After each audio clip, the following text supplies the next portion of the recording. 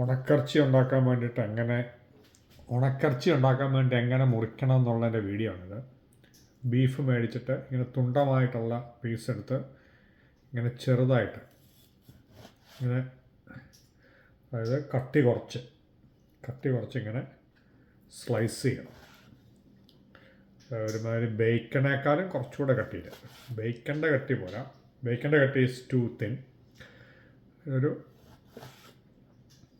ഈ കട്ടിയിൽ, ഏതാണ്ട് ഈ കട്ടിയിൽ ഇത് പീസ് ഇങ്ങനെ കട്ട് ചെയ്തെടുക്കണം. That's very important. എന്നാലേ നമുക്ക് ഡ്രൈ ചെയ്യാൻ പറ്റുള്ളൂ, ഡ്രൈ ബീഫ് ഉണ്ടാക്കാൻ പറ്റുള്ളൂ. അങ്ങനെ കണ്ടിക്കാൻ പറ്റാത്ത പീസുകൾ കണ്ടിച്ച് നമുക്ക് കറിക്ക് വേണ്ടിയിട്ട് വേറൊരു പാത്രത്തിലേക്ക് ഇടുക. ഈ ഡ്രൈ ബീഫിന് പറ്റിയ, അതായത് പസളയൊന്നും ഇല്ലാത്ത ഇതുണ്ട്. ഇപ്പോൾ ഇവിടെ ഒരു ഇതുണ്ട്, അത് ഞാൻ ആക്ച്വലി ഡ്രൈ ബീഫിന് എടുക്കുകയില്ല, അത് ഞാൻ കറിക്കായിട്ടുള്ള ബീഫിലോട്ട് മാറ്റിയിടും.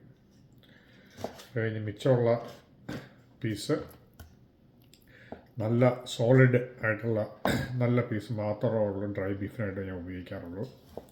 അതിങ്ങനെ കട്ടി കുറച്ച് ഇങ്ങനെ കണ്ടിച്ചെടുക്കുക.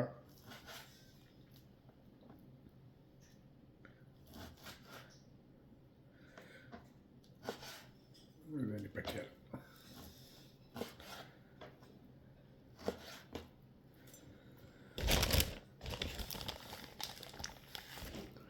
അടുത്തൊരു പീസ് എടുത്തു.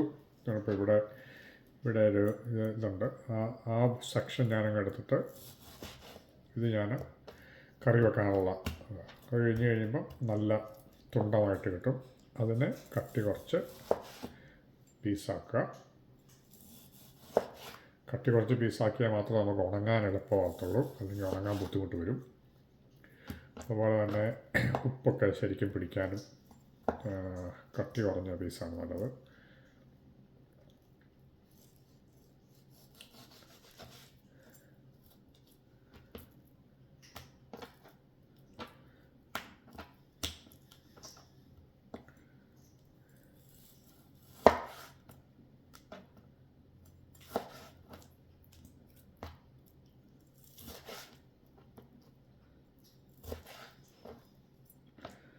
ഇതെങ്ങനെ അരച്ച് മുറിക്കണം എന്നുള്ളതിനെക്കുറിച്ചുള്ള വീഡിയോ ആണിത്. ഇനി വീണ്ടും എങ്ങനെ ഉപ്പും മുളകും തിരുമ്മി വെക്കണം, എന്തെല്ലാം ഇതിനകത്ത് ഇടണം. ഇതിൻ്റെ ഒരു ഇമ്പോർട്ടൻറ്റ് ഫാക്ടർ എന്ന് പറഞ്ഞാൽ, നമ്മൾ ബീഫ് മേടിച്ച് കഴിഞ്ഞ് ഈ ബീഫ് ഇറച്ചി കഴുകി കഴിഞ്ഞ് കഴിഞ്ഞാൽ അത് പോവും, അതിൻ്റെ ടെക്സ്ചർ മാറിപ്പോവും.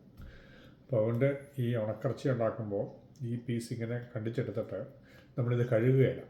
നമ്മൾ കറി വെക്കുന്നത് കഴുകും, പക്ഷേ നമ്മൾ ഈ ഉണക്കറച്ചി ഉണ്ടാക്കുന്ന ബീഫ് നമ്മളൊക്കെ കഴുകരുത്.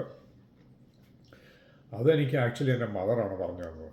കഴിഞ്ഞ ദിവസം ഞാൻ മദറിനോട് ചോദിച്ചപ്പം മദർ പറഞ്ഞു, എടാ നീ ബീഫ് കഴുകരുത്, കഴുകിക്കഴിഞ്ഞാൽ. അപ്പം ഞാൻ വിചാരിച്ചു, ഇത്രയും വർഷം ഞാൻ മമ്മിയുടെ കയ്യിൽ നിന്ന് ബീഫ് കഴിച്ചിട്ട് അത് കഴുകാതെയായിരുന്നു ഇത്രയും കാലം ഞാൻ കഴിച്ചുകൊണ്ടിരുന്നത്. എനിക്കത് വിശ്വസിക്കാൻ പറ്റിയില്ല.